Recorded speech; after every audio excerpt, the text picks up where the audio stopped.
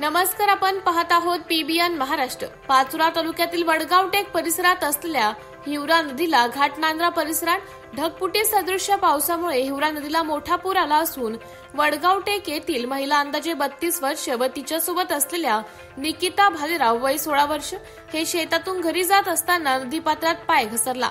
सुदैवाने महिलेस वाचवण्यात ग्रामस्थांना यश आले, मात्र निकिता ही पाण्यात वाहून गेली आहे।